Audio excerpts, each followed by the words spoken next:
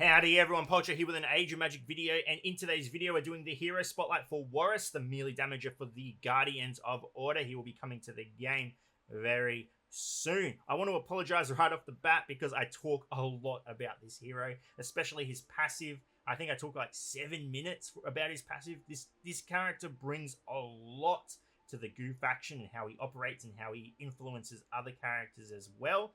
So, yeah, there is a lot to dissect, so we're going to cover all of that. However, if you're not into that stuff, if you just want to see the hero in action, there are timestamps below. By all means, jump to wherever you need to and see whatever you want to.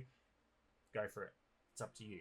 But we'll go over his stats, his abilities, and like I said, we'll talk a lot about this hero, and then we'll do some battles at the end, versing the Chaos Spawn and then using the Chaos Spawn, because like some newer heroes, this character does benefit from being used in a specific game mode. We'll cover that when we get to it. But hit points come in at 26 million, completely maxed out. Speed 287, and basic damage is 2.2 million. The more in-depth stats are here. Feel free to take whatever information you want and use it however you see fit. It is important to note he has a 53% crit hit chance. Crit hit chance is going to influence one of his abilities and how it's used, so keep that in mind. But overall, pretty solid character. So let's jump into the arena and go over everything you need to know about this hero, and there is a lot, so let's get into it. Jumping into the arena, we have Warris's basic attack. Thrust performs a melee physical attack on one target. This attack cannot miss or be dodged. Awakening this before dealing damage removes defense buffs, provocation, and parry from the target. So we'll go ahead and look at the animation now. We'll go and attack the Luxuria because we can, and bang. So pretty nice basic, nothing crazy, but you will notice that it does apply sacrificial blood, which is huge. This is a big thing for this character. Though he is not the sacrificial blood applier as Ciri is, he is definitely going to support this character immensely, but you'll see that later on. Moving on to his second ability, we have Lacerations. Performs a melee physical attack on one target and one other random enemy. Critical damage chance is increased by 8% for every dark enemy and half of that for every light enemy. So, going to be a little bit more effective against dark heroes. Nothing wrong with that. There's a lot of strong dark heroes in the game at the moment. Awakening this ability, dealing critical damage with an ability reduces every target's initiative by 100%. So, not bad at all.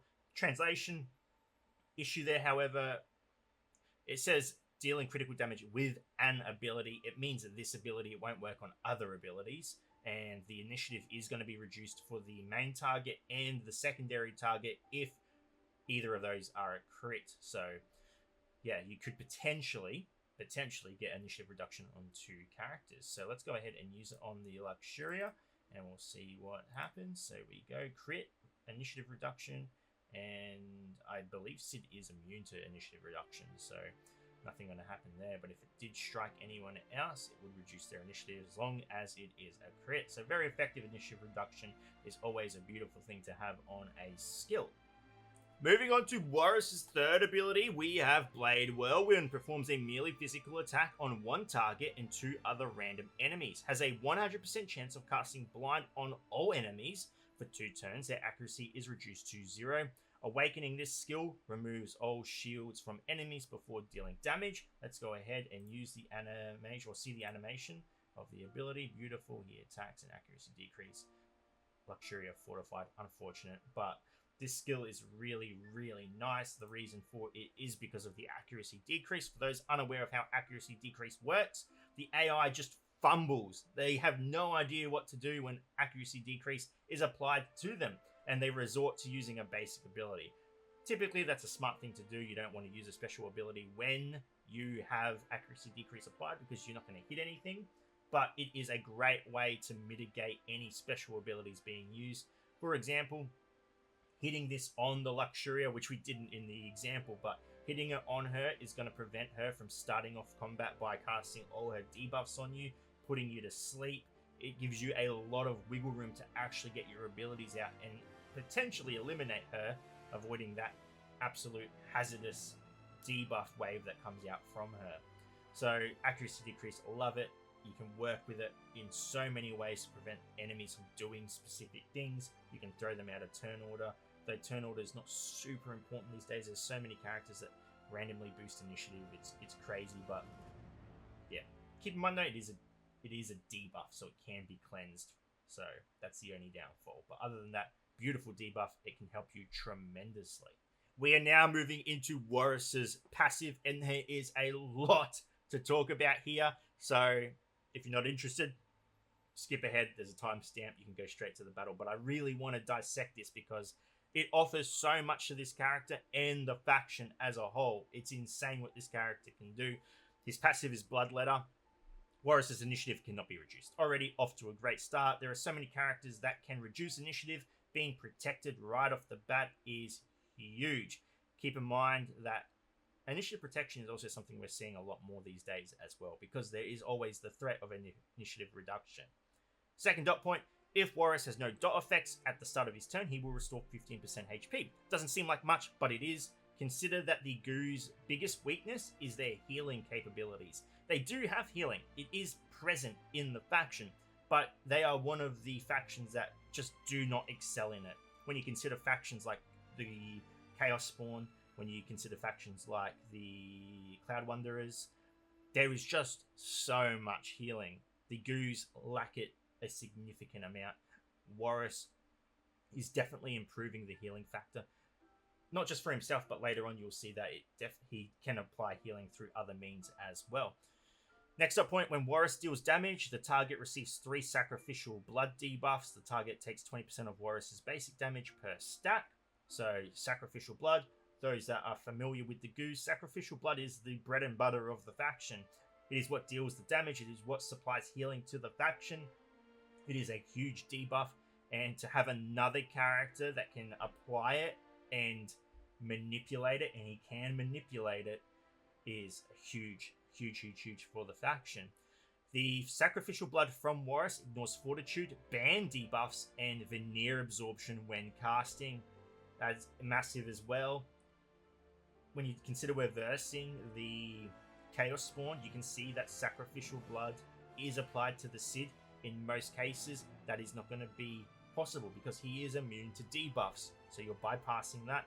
Again, massive. It's going to allow a lot of damage onto Cid as well. So keep that in mind. Anyone that's normally protected from debuffs, Warris comes along, he's going to be able to bypass that. When a character uses a special ability, when an enemy uses a special ability, 1 stack of sacrificial blood is applied to them.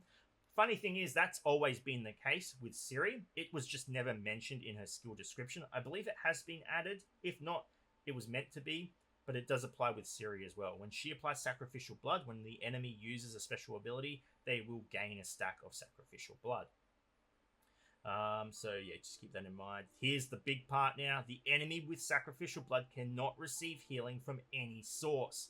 So now sacrificial blood now becomes anti-healing as well, which is massive. That also does apply for the sacrificial blood applied through Ciri. So with Ciri and Warris on the team, both being able to apply sacrificial blood, you can almost apply a team-wide ban on healing. Keep in mind it is a debuff. It can be cleansed. But when you take a faction like the Chaos Spawn, for example, who just excels in healing, when they heal, they get initiative. You apply a medallion to them with lifesteal, they're getting initiative. There is so much healing coming out of this faction that reducing or negating healing altogether on every character that has sacrificial blood is going to prevent that huge amount of initiative they are gaining. So it's a massive debuff to have.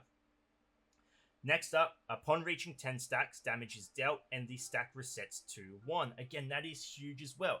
When we compare to Ciri, her sacrificial blood, when triggered, disappears. It doesn't revert back to 1. It's gone for good until you reapply it. With Warris on the team, though, sacrificial blood is always going to be on the enemy. Why is that a big deal? Apart from the anti-healing, sacrificial blood, when an ally from the Goose deals damage to a target with sacrificial blood, they will heal. So you have almost a constant stream of healing coming in when attacking. Huge. And once you apply that 1 stack again, it's going to start ramping up when they use special abilities. So it's a huge buff almost to Ciri. If you don't play Ciri, that's fine. It's going to benefit Warris as well. But with Ciri on the team, just sacrificial blood is going to go rampant. Next dot point, in clan battles, in defense, when sacrificial blood is removed or used up, other guardians gain 33% initiative. Yeah, we will do in this video a battle report versing the goose, and then we'll swap it around and we'll use the goose against the we'll use the chaos spawn against the goose, because the attack and the defense capabilities of this faction is worlds apart, because Nefera also benefits hugely from being on defense in clan battles. We'll talk a little bit more about that. Let's get through the ability. When Warris dies from any effect or ability, a Canopic Jar appears in its place. Warris cannot be revived. He can only come back from Canopic Jars. We all know that. That's the theme of the faction. We'll talk about Canopic Jars after this ability. Awakening this at the end of his turn, Warris increases initiative by 10% for every debuff stack he has. Passive ability effects do not count.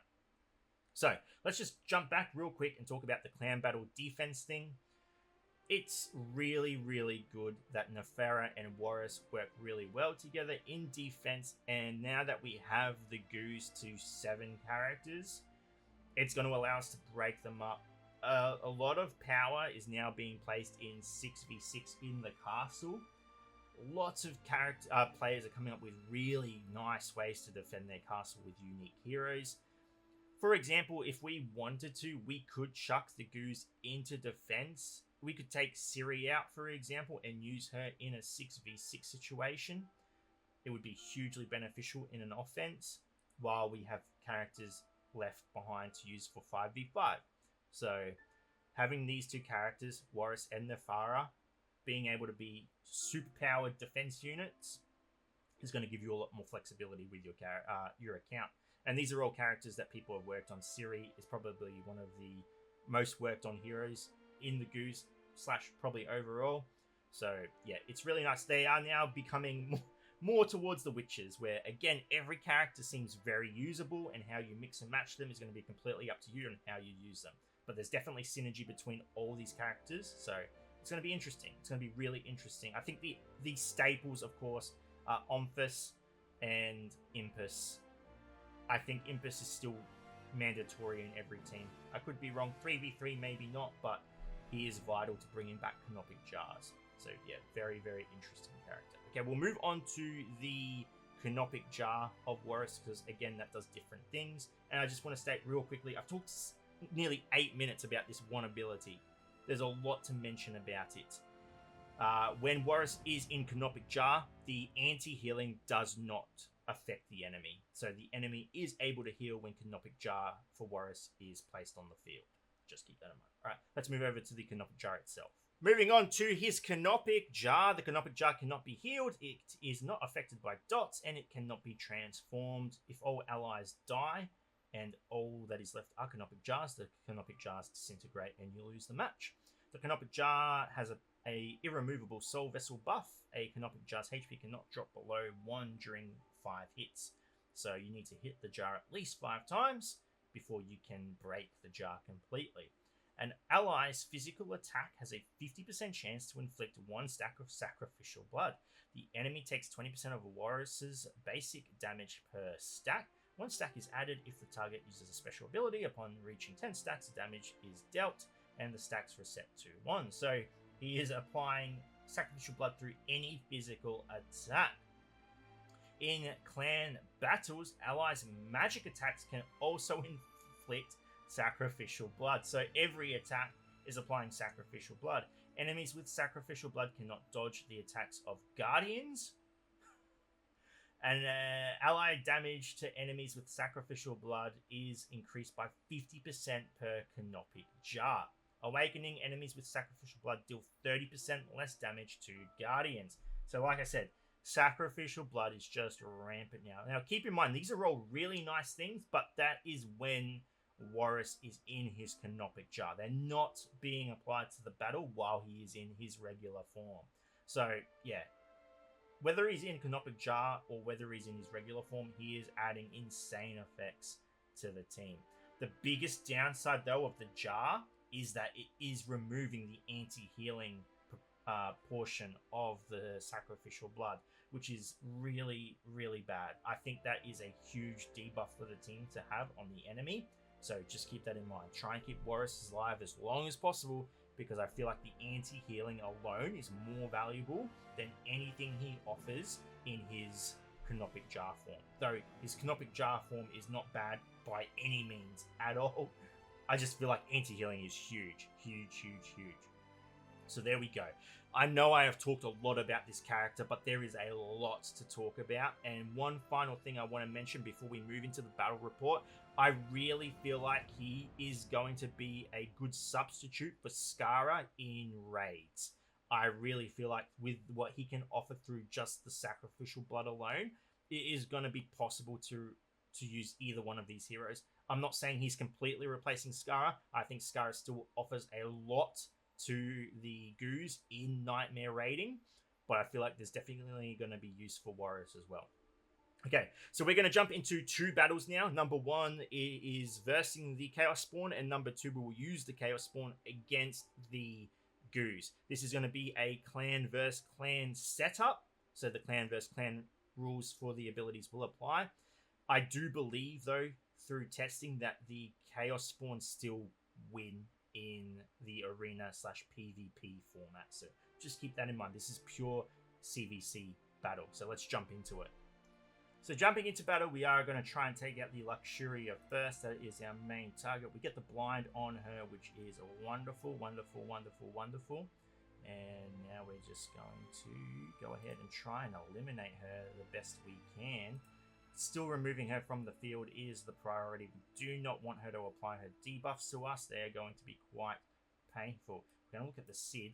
He has one. He's going to be able to cast his Black Hole, which removes shielding from us. So what I'm going to do here is I'm going to attack the Ghoul. I'm going to apply the... what's it called? The Death Link. It did not apply. That's unfortunate. That is unfortunate. Okay, we are going to be able to kill the Luxuria here. We will apply the shield after we get struck by the Black Hole. Here comes Black Hole. Beautiful. No, that was not Black Hole. Okay, sorry, my Omphis. What happened there? Okay, there's Black Hole. No, there's not. Oh my god, the Chaos Spawns still get me to this day. You think you know how they work, and then you just absolute catastrophe. Alright, we have two Canopic Jars. We are not worried. We are not worried at all because we still do have our Warris. And Warris is the key. So we're going to go ahead, kill the Ghoul. We bring our Ciri back. Wonderful. We're going to go ahead and get our parry up. And hopefully we can kill the Superior here. We do. Brings back the Omphis. Black Hole comes now. The Warris is now jarred, but that's fine. We don't care really too much about the anti-healing now, because with the sacrificial blood absolutely going rampant and with the damage we get, yeah. Honestly, I didn't feel like I was worried at any point in that fight. There were a few things I messed up. I did the wrong attack on a target. I had Cid selected instead of Ghoul at one point. It's really hard to see who the targets are with all the purple ooze and goo coming out of everybody, but just keep that in mind. Let's jump now into a battle versing the Goose and see how they perform now. Okay, so jumping into battle, I'm going to state right off the bat, I am not the most efficient player when it comes to using the Chaos Spawn. I've spent all my Age of Magic time trying to beat this faction, not use it. Those players out there that use this faction in arena, in tournament, in clan battles, I'm sure I'm going to do things that insult you. I apologize. Just let me know what I did wrong. I love to learn. So I believe our aim here is to use single target abilities. I think I had the debuff. Sorry, I didn't see it there. I think the aim here is to try and... So we're going to remove the sacrificial blood while we can. We're at 20 stacks. I think we want to get the Warris in the jar. Getting the Warris in the jar means we're going to benefit from the healing, which is huge. We do have healing. We have some shields here. We get two Canopic Jars already. I think that's a good start. I think if we can get rid of the Nefara now... This is what I always struggle with when it comes to the Goose, is Do we go for a Canopic Jar and try and break it, or do we... Or do we try to go for other targets? Deals damage to all other ally. Alright, so we get this out. Alright, big smash. Okay, Warris is back now. Okay, and we no longer have accuracy decrease, so we can put the enemy to sleep. Black hole. Need to try and get this Warris back into his jar. And the Farah is out of the picture. They're quite tanky, aren't they? Lots of sacrificial blood. Okay. He hangs in there. He hangs in there. Alright, he's asleep, which is great. Trying to get 20 stats on our big boy. Now comes the healing. Alright, with 3 turns off. Like, this is what I struggle with against the Goose. It's like, normally I don't have to worry about this. I normally use a Firestorm squad, which just decimates jars because of the static. But when it comes to actually... Our big problem is we've lost the Aked. So having jars on the field, though they get huge benefits from the jars, it's 2 characters we're not having to worry about in terms of getting hit by... I know that killing a jar as well. Yeah. I don't know what to do. I really don't. Like I said, I'm not the most efficient player when it comes to using the Chaos Spawn, but this is a hard matchup.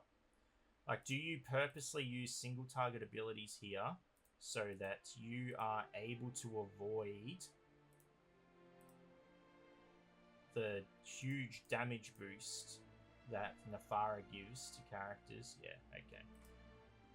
Yeah. I'm sure I did a bunch of things wrong. Please let me know if I did, but the fight's always going to be, do you take care of the characters or do you take care of the Canopic Jars? I just don't think the Chaos Spawn have the means to... I mean, we lost the kid pretty early, so that's a lot of our initiative boost that we're losing, I'm pretty sure. I'm pretty sure he needs to be alive for that. It's a passive, not a leadership skill. So... yeah, they're quite painful. They're very tanky on defense. Very tanky on defense. I think it'll be interesting to see. I don't want to test it in this video, but we're just talking. It'd be very interesting to see how Firestorm Squad does do against this faction now, because Warris now gets initiative for every dot applied to him, and static does count it as a dot. So very interesting to see how we combat this team now in defense. I think using it on offense, there are still going to be a lot of teams that are very strong against it. Versing it on defense, I think it's just, there's going to be specific teams really need to figure it out. But there we go. There is the Warris Spotlight video. I know this was a very, very long video, but this character was very exciting. I really liked how he was designed. I like how he complements the Ciri, and Ciri is one of my favorite characters. She's very simple, but she's carried me through Nightmare Raid time and time again, so she's one of my absolute favorite heroes. So to see a character come out that can support her and make her stronger, not that he's a support unit, he's very strong by himself, it's just exciting. So I do apologize for my excitement. Anyway, ladies and gentlemen, thank you so much for watching. If you have any questions, feel free to leave a comment below. I will answer it to the best of my ability. And wherever you're around the world, until next time, please take care of yourself.